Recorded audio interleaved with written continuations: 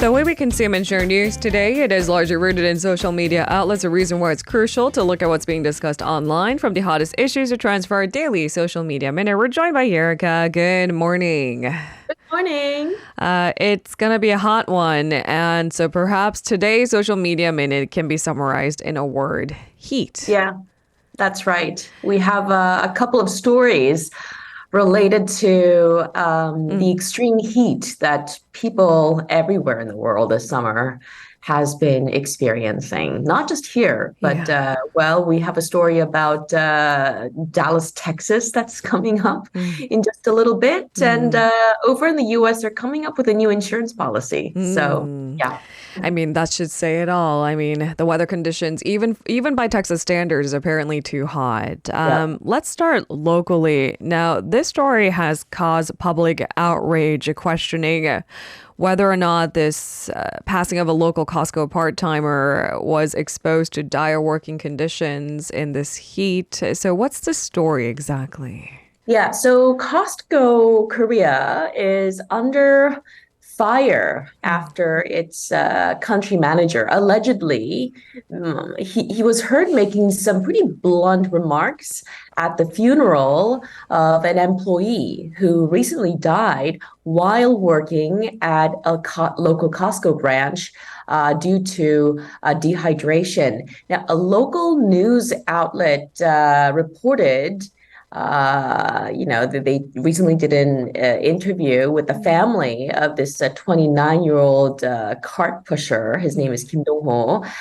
He worked at the Costco branch in Hanam in Gyeonggi-do province. Anyways, he lost his life on June 19th while working at a parking garage, and he fainted at 7 p.m. that day, was moved to a nearby hospital, died a couple of hours later.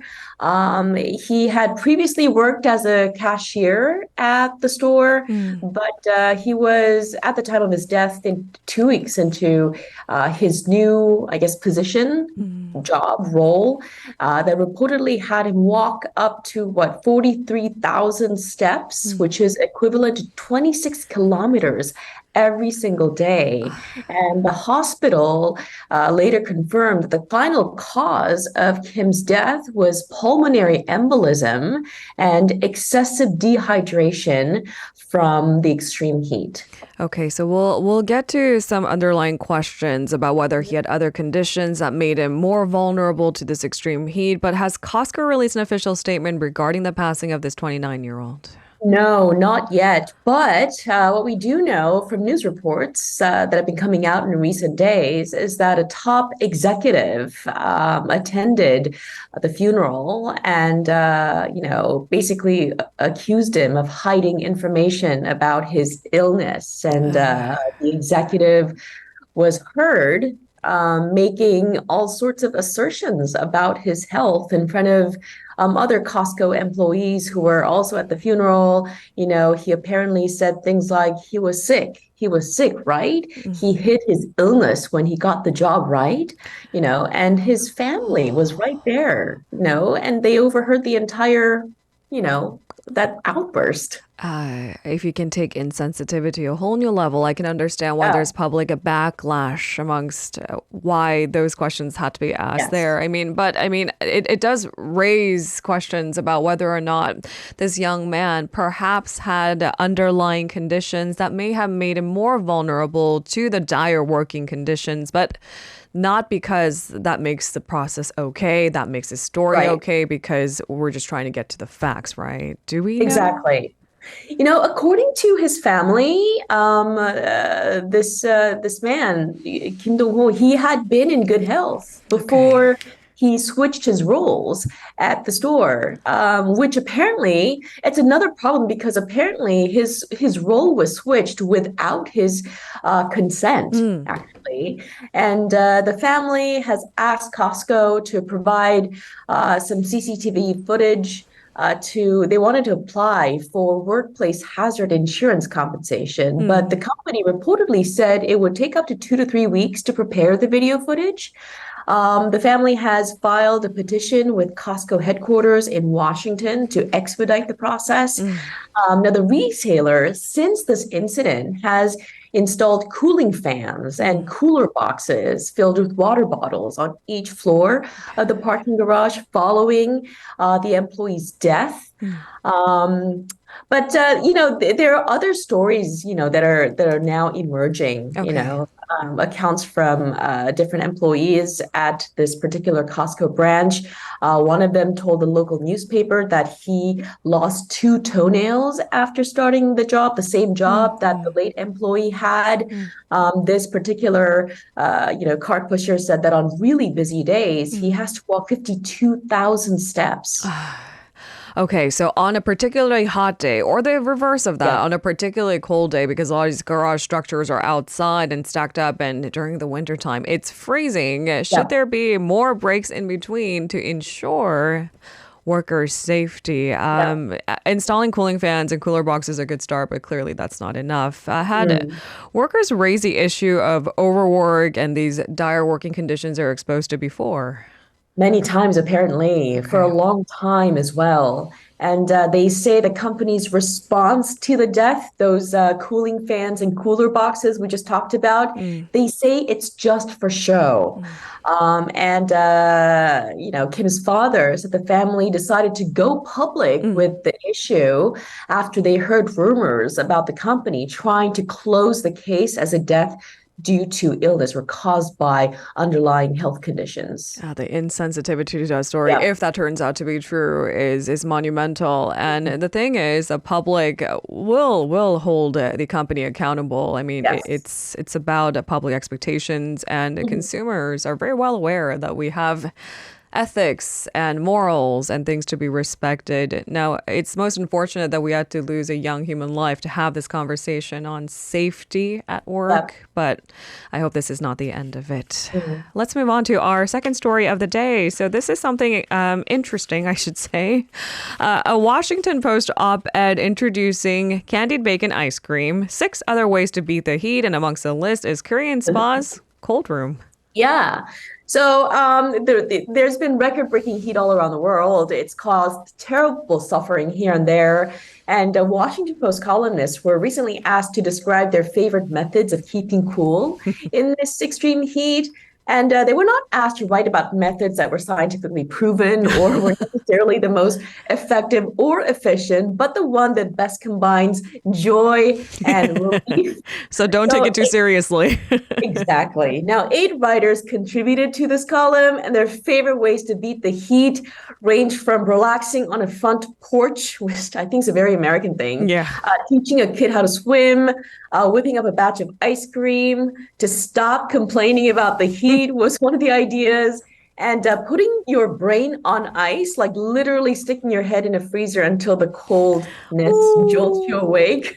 Apparently, this is very effective. And there was one more. Visit a Korean spa or 찜질방. I'm still stuck on put your brain on ice. Yeah. But there's like a whole story. Apparently, this writer, when she was going through a rather stressful day, tried it out, literally stuck her head in the freezer, and it was effective. It apparently Yes. felt like she was at the Alps. Right. All right. So our listeners are probably going, what? Isn't that sort of counterintuitive to sit in a hot, dry spa when it's sweltering outside? Yeah.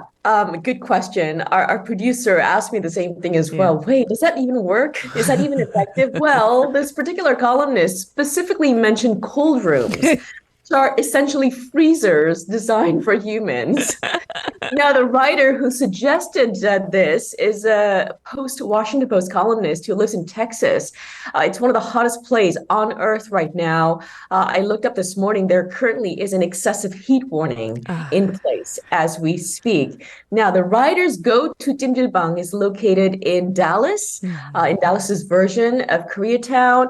And she writes that for just $40, you can spend the whole day and into the night even at this Korean style spa where visitors can roam freely from one dry sauna room to another.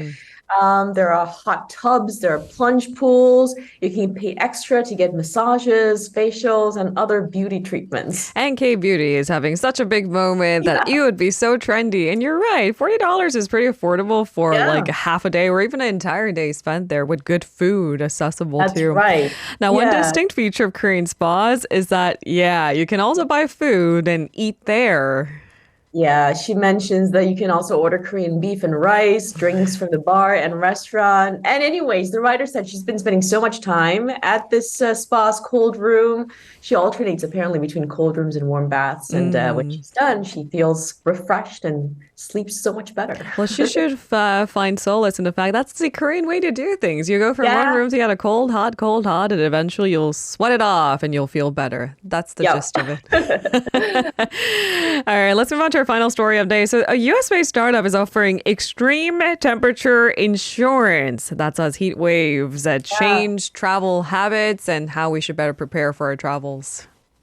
Yeah, that's right. So, Sensible Weather is the name of the startup that's based in the US, and it already sells insurance to UK travelers for trips disrupted by heavy rain.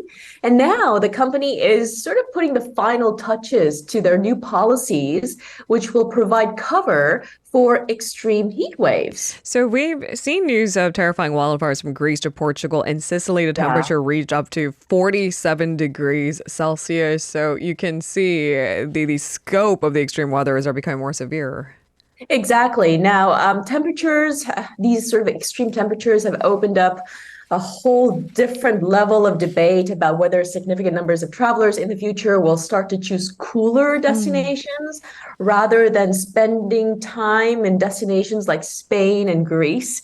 Now, these countries rely really heavily on tourism. So, if this is the case, they'll be really hard hit in the future. Okay. Now, the interesting part about this story that I found was that the founder and chief executive of Sensible Weather is a former climate scientist. That is fascinating. Yeah. Okay, now my trust level is a little bit Mhm. higher. So the company will be offering trip protection against extreme temperatures. How does it work? Yeah, so the company says that travelers have different expectations for what is too hot, depending on where and when they're going somewhere. Okay. And as it rolls a product out, it's going to modify its product until it finds the sweet spot for Hmm. a given customer, a location, and time of year. Okay, so I'd imagine that where there's unexpected heat, they would offer a cash payout. Is that how that would That's work? right.